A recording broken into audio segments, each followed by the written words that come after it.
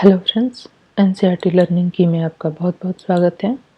इस वीडियो में हम करेंगे इवोल्यूशन से कुछ मल्टीपल चॉइस क्वेश्चंस को। अगर आपने अभी तक मेरे चैनल को सब्सक्राइब नहीं किया है तो तुरंत कर लीजिए और बेल आइकन को प्रेस करना बिल्कुल नहीं भूलिए। जो भी मैं वीडियो डालती जाऊंगी तो बेल आइकन को प्रेस करने से आपको वो वीडियो तुरंत मिल जाएंगे। हम जो इवोल्यूशन का मल्टीपल चॉइस क्वेश्चन सॉल्व कर रहे हैं, यह जो है आपके नीट 2021 में बहुत ही इंपॉर्टेंट रहेगा। जीआईसी, टीजीटी, पीजीटी और यूपीएससी का जो भी लोग बायोलॉजी सब्जेक्ट से एग्ज़ाम देते हैं उनके लिए भी यह काफ़ी हेल्पफुल रहेगा। तो चलिए स्टार्ट करते हैं। Alternative forms of a gene are called. किसी भी जीन के अल्टरनेटिव फॉर्म्स को हम क्या कहते हैं? जीन का पहले तो हम ये समझ लेंगे कि अल्टरनेटिव फॉर्म क्या होते हैं। जैसे कि कोई जीन अगर टाल के लिए है तो सार्ड के लिए जो जीन होगा वो उसका अल्टरनेटिव फॉर्म होता है। अल्टरनेटिव फॉर्म्स को हम क्या कहते हैं? ऑप्शन ए है लोकाई, बी है मल्टीपल, सी है क्रोमोसोम्स एंड डी है एलील्स। तो यहाँ पे आंसर हो जाएगा एलील्स। जीन के अल्टरनेटिव फॉर्म्स को हम एलील्स कहते हैं। क्वेश्चन सेकंड है, हेरिडिटी और inheritance of specific trait become clearer due to. किसी भी ट्रेट का इनहेरिटेंस क्लियर हो जाता है किसको पढ़ने के बाद? लेमा की theory, Mendel work, Darwinism, neo Darwinism. तो आपको पता है कि मेंडल ने लॉ ऑफ इनहेरिटेंस दिए हुए हैं, 3 लॉज दिए हुए हैं।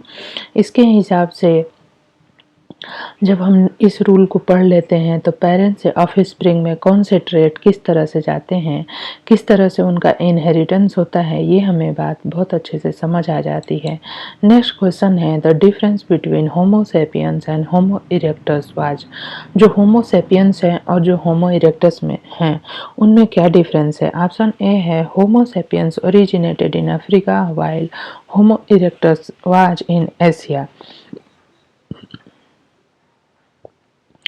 यहाँ कह रहा है कि होमो सेपियंस ओरिजिनेट हुए थे अफ्रीका में जबकि होमो इरेक्टस ओरिजिनेट हुए थे एशिया में।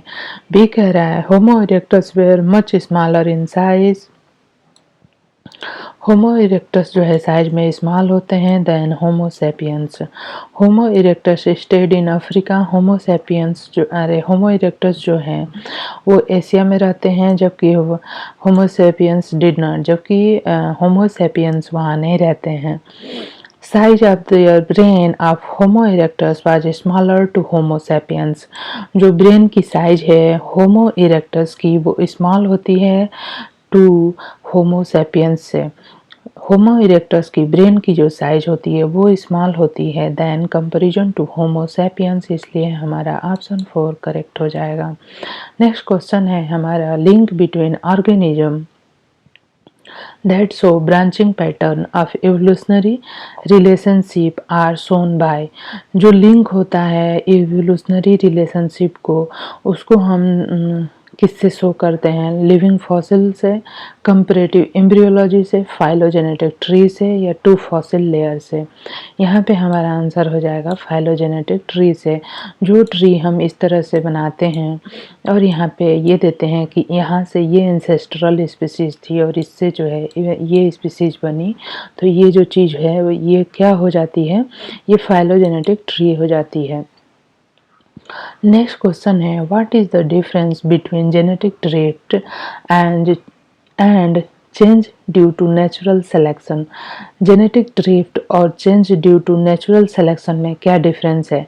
Genetic drift does not require the presence of variation. Genetic drift does not involve competition between member of a species. Genetic drift never occur in nature. Natural selection does. There is no difference. यहाँ पे हमसे पूछ रहा है कि genetic drift और natural selection में क्या डिफरेंस है। जो नेचुरल सिलेक्शन होता है वो प्रकृति के द्वारा जो ऑर्गेनिज्म फेवरेबल ट्रेट शो करते हैं वो प्रकृति के द्वारा सेलेक्ट कर लिए जाते हैं। तो यहाँ पे जो है मेंबर्स के बीच में कंपटीशन होता है।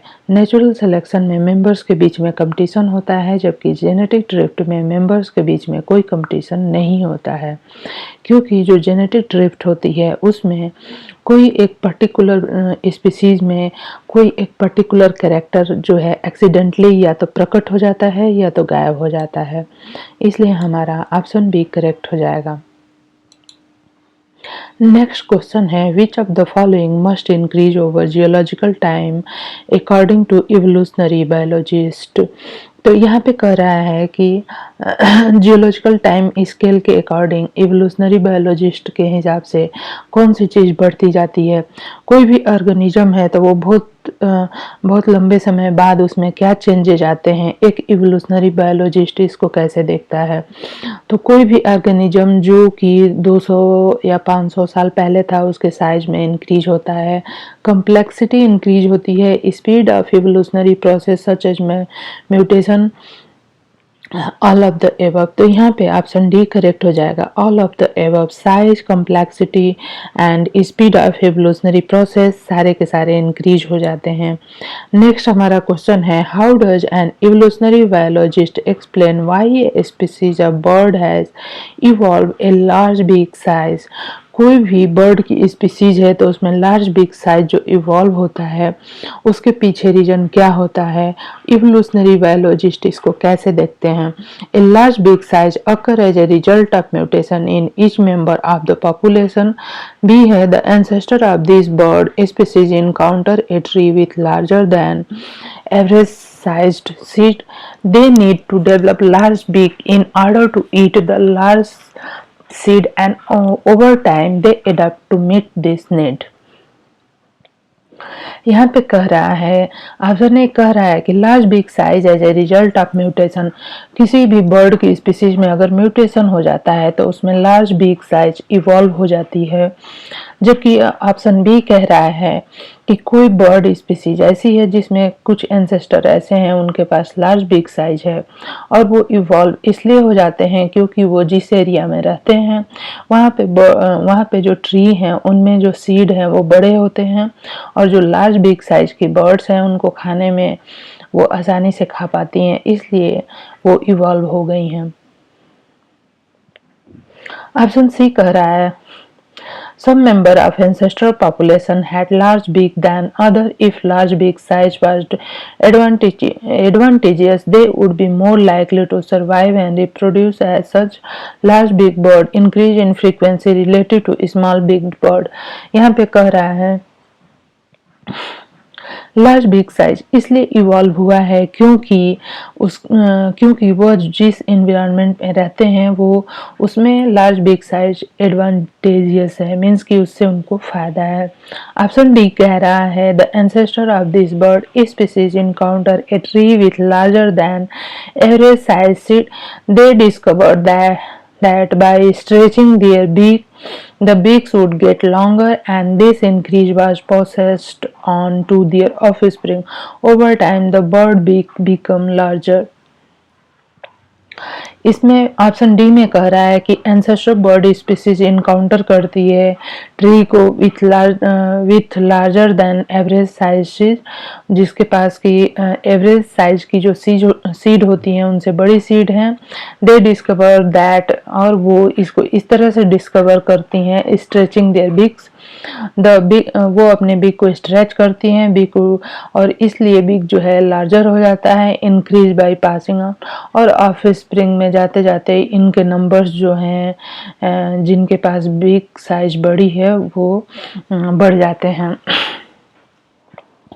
तो यहाँ पे हम देखेंगे तो ancestor bird of this species encounter a tree, यहाँ पे जब हम देखेंगे ना तो ऑप्शन बी यहाँ पे ज़्यादा करेक्ट हो जाएगा कि जैसे कि एंसेस्टर बर्ड में किसी के पास बड़ी बिग साइज है और कोई ट्री है जहाँ पे वो रहती हैं उसके पास बड़ी बड़ी सीड है, तो वो जो है उस बड़ी सीड को खा के सर्वाइव कर लेती हैं, और इस तरह से लार्ज बिग साइज की बर्ड का इवोल्यूशन हो जाता है। ठीक है, तो इसलिए ऑप्शन बी करेक्ट हो गया। नेक्स्ट क्वेश्चन है मैच द अप्रोप्रिएट, कॉलम 1 को कॉलम 2 से मैच करना है। कॉस्मोजोन थियोरी जो होती है वो क्या होती है? इसको हम थियोरी ऑफ पेंसपर्मिया भी कहते हैं। स्पॉन्टेनियस जनरेशन जो है, स्पॉन्टेनियस जनरेशन बी जो कह रहा है ये क्या है? स्पॉन्टेनियस जनरेशन एक तरह से देखा जाए तो थियोरी ऑफ बायोजेनेसिस है कि कोई भी लिविंग ऑर्गेनिज्म खुद ही बन गया। सी है प्राइमरी एबायोजेनेसिस, तो ये ओपरिन एंड हेल्डन ने इसके बारे में बताया था। डी कह रहा है hot ball of gases, and E कह रहा है एटमॉस्फेयर थर्ड। जो ऑक्सीडाइजिंग एनवायरनमेंट था rich in the autotrophs like the cyanobacteria को ग्रो करने में फेवर करता था। सिडनी फॉक्स जो है ये किस चीज़ के लिए है? माइक्रोस्फीयर के लिए। तो इसलिए यहाँ पे ऑप्शन ए करेक्ट हो जाएगा। Next question is vermiform appendix in man, nictitating membrane and wisdom teeth are. जो वर्मीफॉर्म अपेंडिक्स होता है, निक्टिटेटिंग मेम्ब्रेन और विजडम टीथ होते हैं, ये क्या है? ऑप्शन ए है homologous organ, analogous organ, vestigial organ, and D है नन ऑफ दीज। तो यहाँ पे जब हम देखेंगे तो ये जो है वेस्टिजियल आर्गन है।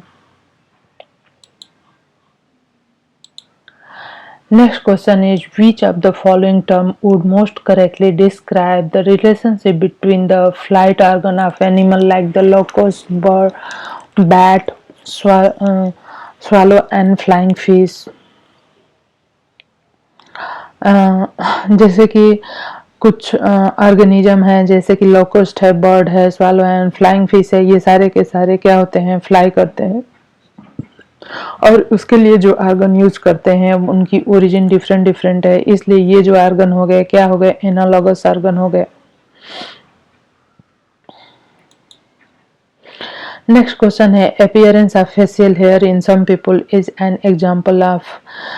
कुछ लोगों में फेशियल हेयर का अपीयरेंस किसका एग्जांपल है? Mongolism, analogous organ, atavism, all the above. तो एटाविज्म, जब किसी भी ह्यूमन बीइंग या अदर ऑर्गेनिज्म में फेशियल हेयर दिखते हैं तो ये एटाविज्म होता है। नेक्स्ट है a living connecting link which provide evidence for organic evolution is Archaeopteryx between the reptiles and mammals, lungfish between fishes and reptiles, C है duckbill platypus between reptiles and mammals, and D है sphenodon between reptiles and birds. तो यहाँ पे option C correct हो जाएगा, duck billed platypus between the reptiles and mammals. Many of animal and plant found on island are, बहुत सारे animal और plant जो किसी आइसलैंड पे पाए जाते हैं वो क्या होते हैं? इंडेमिक होते हैं, एक्जोटिक होते हैं, सिम्पैट्रिक होते हैं, नन ऑफ द अबव। तो ये जो है इंडेमिक होते हैं, कोई भी प्लांट है, एनिमल जो किसी एक पर्टिकुलर एरिया में ही पाया जाता है उसको हम इंडेमिक स्पीसीज कहते हैं। नेक्स्ट क्वेश्चन है Jurassic period belong to the era. जो जुरासिक पीरियड है वो किस एरा से बिलोंग करता है? Proterozoic, Archaeozoic, Mesozoic, Cenozoic. तो यह जो है मीजोजोइक से बिलोंग करता है।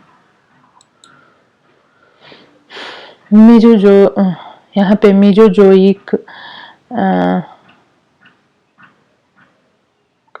एरा यहाँ पे कह रहा है Mesozoic era is called golden period of. ये क्वेश्चन कर रहा है, थोड़ा सा मिस टाइपिंग हो गई है। Mesozoic era is called golden period of. Golden period किसका था? Mesozoic era birds, amphibia, reptiles and fishes. तो जो मीजोजोइक एरा था वो रेप्टाइल्स का गोल्डन पीरियड था। नेक्स्ट क्वेश्चन है evolution and natural selection is demonstrated by. Evolution और नेचुरल सिलेक्शन को हम कैसे डिमॉन्स्ट्रेट कर सकते हैं? DDT resistance in mosquito, sickle cell anaemia in pygmies, industrial melanism, all of the above. तो यहाँ पे ऑप्शन डी करेक्ट हो जाएगा, evolution and natural selection is demonstrated by all of the above.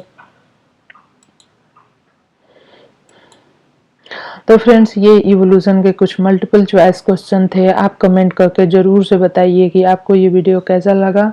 तो मैं इसी तरह के और वीडियो भी आपको प्रोवाइड कराऊंगी। धन्यवाद।